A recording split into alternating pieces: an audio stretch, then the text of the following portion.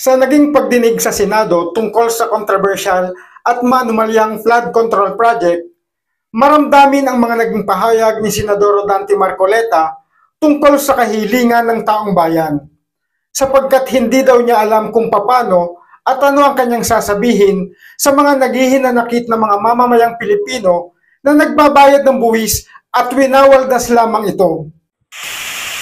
Alam mo, ma'am, dumating ako dito na malungkot ako kung bakit. Several text messages are being received by this representation almost every day. Alam mo kung anong mga taong sinasabi nila sa akin. Nakikita po namin, sabi niya, kung paano winawaldas ang pera ng bayan. At napapatunayan po namin araw-araw, lalo na po pag nakikinig kayo kami sa hearing ninyo. Kami po pawis, dugo ang puhunan namin dito. Lalo-lalo na po kami na nasa mababa lang ang kalagayan. Pinipilit namin magbayad ng buwis. Pero ganito po ba kinapupuntahan ng aming buwis na binibigay? Pwede po ba kanya, Senator? Pwede bang mag-request sa'yo? Pakikita ko sa iyo ang mga text messages mamaya para sabihin ko lang sa iyo na totoo sinasabi. Pwede bang ilaban nyo kami na next year wag muna kami magbayad ng buwis? Sapagkat ito palang kinapupuntahan. What do you think I should tell them? Can you help me provide an answer to these people? Mr. BIR, kung nandiyan ka pa po. Can you help me tell them kung anong dapat kong sabihin sa kanila? Their observation is valid. Pero po nila ito eh. Ganito pong kinapupuntahan eh. What will I tell them?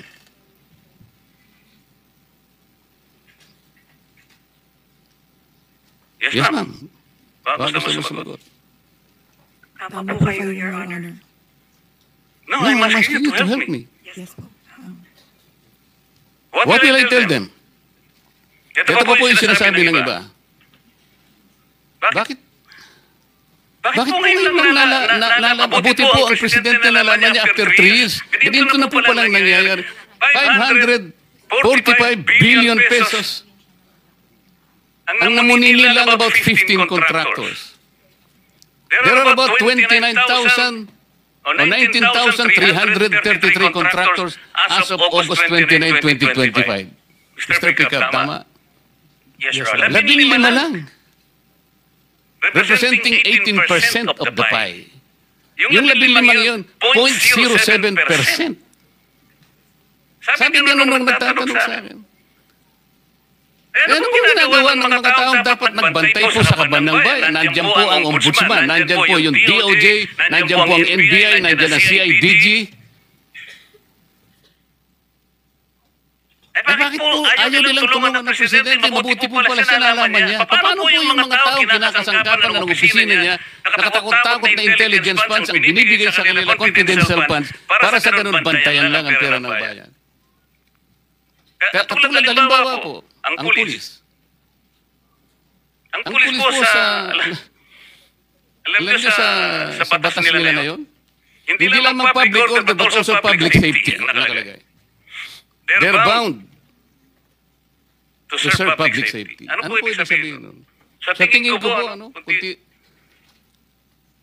dapat i-report nila yung open drainage.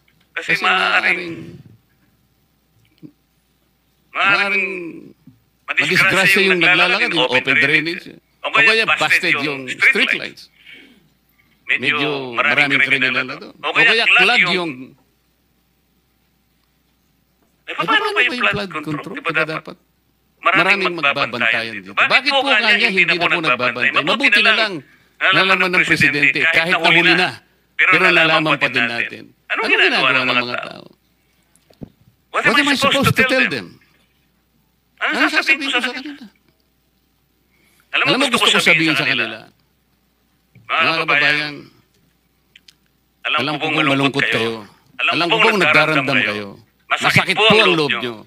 Ngunit sana po ay huwag na hindi po kayo magbayad. Tuloy pa rin po ninyo. Pagtulong-tulungan po natin ito. Kasi po marami rin, lalo po tayong lulubog. Hindi lamang flood control ang pinagpupuntahan ng ano nyo. pati protection natin, pati si PhilHealth, pati po sa education, lahat po eh. Sana masabi ko lahat, sana maniwala sila, sana hindi sila magalit sa akin, sana tanggapin nila ang sasabihin ko sa kanila. Pero kayo po dapat eh. Kayo nahaharap dito eh. You have anything to say? Yusek Kati? Honor, tama po lahat ng sinabi niyo. Wala po akong masasabi. Buhay mo, buhay nyo! Andito yan sa Drama Natin To TV. Subscribe na mga kadrama!